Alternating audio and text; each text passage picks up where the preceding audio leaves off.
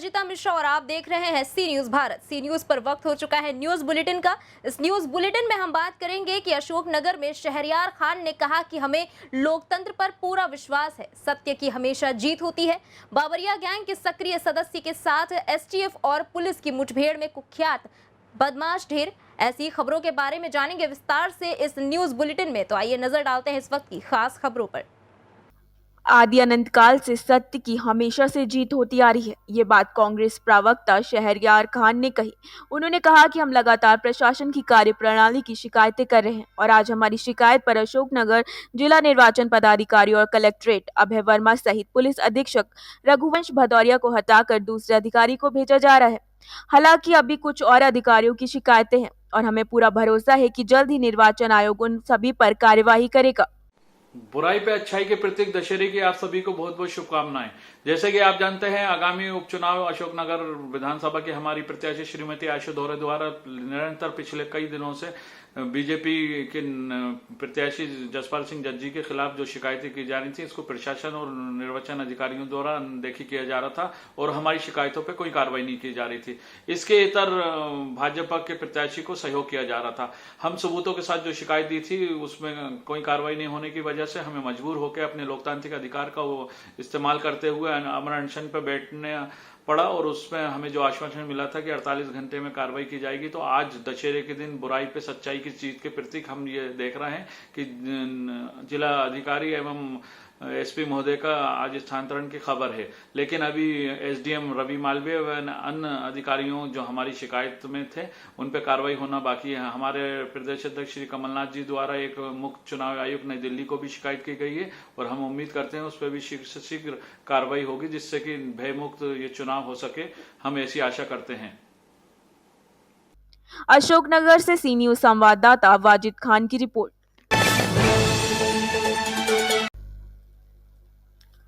मड़ियाओं कोतवाली क्षेत्र के गौहर गांव निवासी धर्मेंद्र गौतम पुत्र रामजीत गौतम उम्र 28 वर्ष अपने रिश्तेदार श्याम कुमार गौतम के साथ 13वीं भोजन कर बाइक से छोड़ने कुंभापुर गांव के लिए जा रहे थे। मड़ियाओं थाना क्षेत्र के मजे गांव के पास स्थित मोड़ पर पहुंचने पर बाइक अनियंत्रित होकर पेड़ से टकरा गई, जिससे दोनों युवक की मौके पर ही मौत हो गई। दुर्घटना स्थल पर गांव के प्रधान और आसपास के ग्रामीणों ने मृतक की जेब से आधार कार्ड निकालकर पहचान की। उसके बाद परिजनों को सूचित किया, साथ ही कोतवाली को भी सूचना दी। मौके पर पहुंची कोतवाली पुलिस ने दोनों शव को कब्जे में लेकर कोतवाली ले गई है और शवों को पोस्टमार्टम हेतु भेज दिया गया है। सूचना पर पहुंचे परिजनों ने कोतवाली में शव को देखकर करुण रुदन करने लगे, जिससे कोतवाली परिसर में गम का माहौल रहा। भाई साहब बताइए क्या घटना हुई? नलियावन में गए थे, तिरही की पूड़ी खा के आ रहे थे रात में लगभग 12 बजे। वो पेड़ से टकरा के दोनों को मौत हो गया। कै लोग थे इस पर बाइक पे? दो लोग थे। क्या नाम था दोनों का? श्याम कुमार गौतम, धर्मेंद्र कुमार गौतम। अच्छा। तो कैसे सूचना आप लोगों को? हम लोग को वहाँ के जो प्रधान हैं वो सूचित किए, तभी हम लोग आए इधर। थाने वाले प्रधान थाने में सूचना किसने दिया?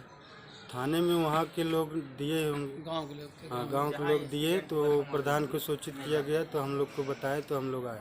दोनों के मौके में मौत हो गई? हाँ सर। क्या आपका क्या नाम है? हमारा राम सिंगार गौतम। क्या लगते हैं इनके? हमारे भाई हैं। जौनपुर से सी न्यूज संवाददाता इकबाल खान की रिपोर्ट। मामला जनपद मथुरा के थाना नौझील क्षेत्र का है, जहां यमुना एक्सप्रेसवे के सर्विस रोड पर पारसोली के निकट यूपी एसटीएफ नोएडा यूनिट और नौझील पुलिस की बाबरिया गैंग के सक्रिय सदस्य और मास्टरमाइंड बदमाश अमित बाबरिया से मुठभेड़ हो गई। इस मुठभेड़ में अमित के सीने में गोली लगी और इसे इलाज के लिए अस्पताल में भर्ती कराया गया है, जहां चिकित्सकों ने अमित को मृतक घोषित कर दिया। अमित बाबरिया गैंग का सक्रिय सदस्य है, जो हाईवे पर लूटपाट की घटनाओं को अंजाम देता था, जो कि मथुरा, अलीगढ़ और परवल हरियाणा के आधा दर्जन मुकदमों में वांछित चल रहा था। वहीं अपराधी के खिलाफ 2 लाख रुपए का इनामिया वांछित है। इस पर परवल से 50,000, टप्पल अलीगढ़ से 50,000 और मथुरा से 1 लाख का इनाम है। अभियुक्त अमित पुत्र रमेश आजादपुर फर्रुखाबाद का रहने वाला है। दरअसल ये बाबरिया गैंग देश के हाईवे व एक्सप्रेसवे पर अपना आतंक रखता है और हाईवे पर दौड़ती गाड़ियों के साथ लूटपाट की वारदात को अंजाम देता है। अमित और उसके गैंग ने यमुना एक्सप्रेसवे पर हरियाणा और उत्तर प्रदेश के पेरीफेरल और एकेएमटी रोड पर कई घटनाओं को अंजाम दिया है। वहीं अमित ने 20 जनवरी 2020 को अपने साथियों के साथ केएमपी रोड परवल पर गाड़ी पंचर करके सवारियों से लूटपाट की थी और 14 वर्षीय बालक के साथ मिलकर दुष्कर्म भी किया था। आदमी आया है, क्या है, कहाँ से आया है, कौन लेके आया है? ये नौझील से लेके आए हैं, इसको अभी पुलिस लेके आई है और ये मृत अवस्था में है। चेक करने के पाया गया ये मृत अवस्था में है। क्या नाम है? नाम इसका अनिल उर्फ अमित। कुछ और मथुरा से सी न्यूज संवाददाता संतोष कुमार की रिपोर्ट।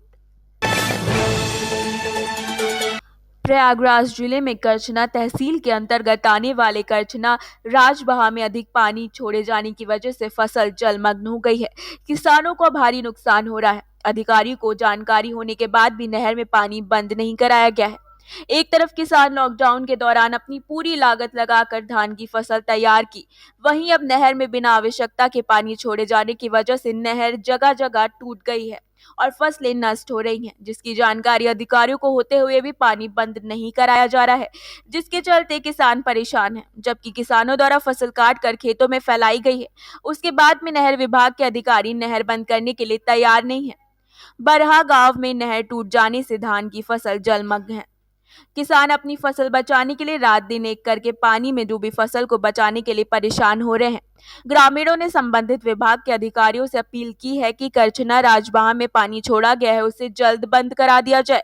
भैया ये घार बांध रहे हैं, नहर के सामने नाली में लगा हुआ खेत है। हाँ।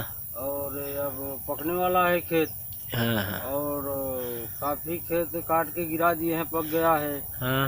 और वो समझे कि डूब गया और अब खेती इस समय पकी है किसानों की और नहर में फालतू पानी दे दिए हैं, तो हमारे नुकसान हो रहा है। इसके लिए हम इसको बांध रहे हैं। ठीक। प्रयागराज से मंगला प्रसाद पटेल की रिपोर्ट।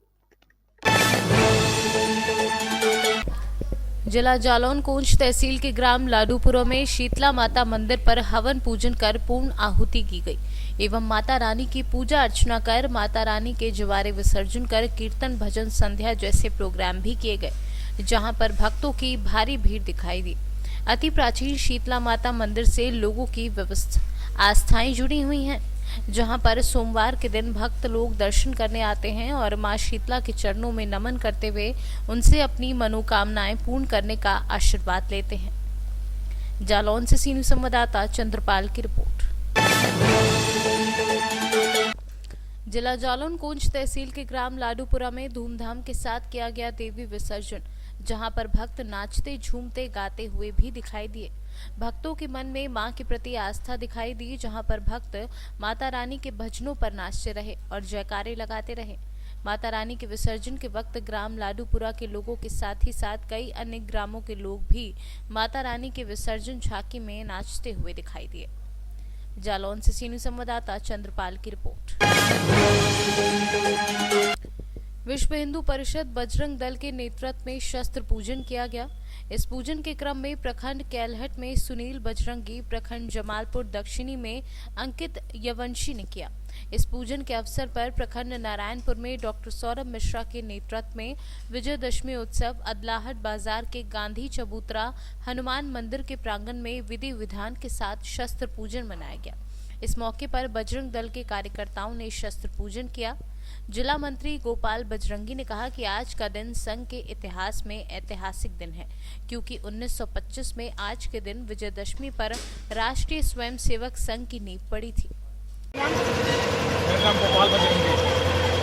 आज जो विश्व हिंदू परिषद बजरंग दल के तहत जो आज कार्यक्रम का आयोजन किया गया, इसके संदर्भ में आप क्या कहना चाहेंगे? आज विजयादशमी के पावन पर्व पर अस्त्र शस्त्र की पूजा हमारे अनादिकाल से चला रहा है और आज भी हम अपने देश में प्रत्येक वर्ष विजयादशमी पर्व पर अस्त्र शस्त्र की पूजन करते हैं। ये आत्मरक्षा और देश के हित के लिए करते हैं और हम किसी का आक्रमण नहीं करते हैं। हिंदू सहिष्णु है, हमेशा देश और राष्ट्र के लिए कार्य करता है। सौरभ मिश्रा। आज जो विश्व हिंदू परिषद और बजरंग दल के कार्यक्रम आयोजित किया गया है, इसके संदर्भ में आप क्या कहना चाहेंगे? आज विश्व हिंदू परिषद के तहत हमारे यहाँ नारायण प्रखंड के अंतर्गत का कार्यक्रम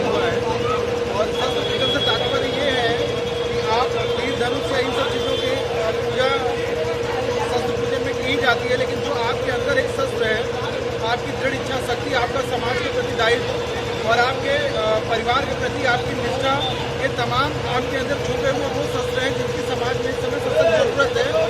और आप अगर अपने इन शस्त्रों को पहचानना जान लें तो आप निश्चित रूप से ज़िंदगी के एक सफल मुकाम पे रहेंगे और आप सच्चे शस्त्र की पूजा कर लेंगे। मेरा नाम राजन तिवारी है, मैं नारायणपुर ब्लॉक का संरक्षक हूँ। आज जो विश्व हिंदू परिषद और बजरंग दल के तहत आज जो शस्त्र पूजन का कार्यक्रम हुआ है, तो इसमें आप अपनी तरफ से हिंदू वीर योद्धाओं को क्या संदेश देना चाहेंगे? मैं बिल्कुल ये बात कहना चाहूँगा कि आज जैसी भी परिस्थितियाँ विगत कई वर्षों से हमारे देश में और विश्व में चलती जा रही है, उस स्थिति में हमारा शास्त्र हमें यह ज्ञान देता है कि आप अपनी सुरक्षा, आत्म सुरक्षा के लिए और अपने समाज और अपने धर्म की सुरक्षा के लिए शास्त्र और के साथ साथ शस्त्र का भी इस्तेमाल कीजिए। और शस्त्र का इस्तेमाल शास्त्र सम्मत होना चाहिए। यह हमें हमारा वैदिक धर्म हमें यह ज्ञान देता है। वेदों के द्वारा हमें यह बताया गया है कि अपने स्वयं अपने धर्म के प्रति, अपने धर्म और समाज की महिलाओं के लिए, गरीबों और निर्बलों के लिए विश्व हिंदू परिषद हमें हमेशा से यह प्रेरित करता रहा है कि आप शस्त्र रखिए और शस्त्र का पूजन कीजिए। और शस्त्र के पूजन का जो उद्देश्य है वह यही है कि जो लोग शस्त्र से अपने आप को विरक्त किए हुए हैं वो सभी अपने आप को शस्त्रधारी करें और अपनी रक्षा के लिए, अपने देश के स्वाभिमान के लिए लड़ें और आत्मरक्षा के लिए, धर्म की रक्षा के लिए हर तरीके से समर्पित रहे। यही इस शस्त्र पूजा का उद्देश्य है। आप एक संरक्षक होने के नाते हमारे जितने भी युवा साथी हैं और जो बजरंगी हैं, उनको आप क्या संदेश देना चाहेंगे, क्या मार्गदर्शन के रूप में कहना चाहेंगे? मैं बिल्कुल उनसे यह अनुरोध करना चाहूँगा कि सभी युवा साथी अपने आप को मजबूत रखें और अपनी मजबूती के लिए शस्त्र भी रखें और शस्त्र का उचित समय आने पर सदुपयोग करें, न कि उसका किसी भी प्रकार का दुरुपयोग करें। बहुत बहुत धन्यवाद। मिर्जापुर से सी न्यूज़ संवाददाता अनेश के साथ रोहित की रिपोर्ट। इस न्यूज बुलेटिन में फिलहाल इतना ही। देश दुनिया की तमाम खबरों के लिए बने रहिए सी न्यूज भारत के साथ। हर खबर आपके साथ, आपके हाथ।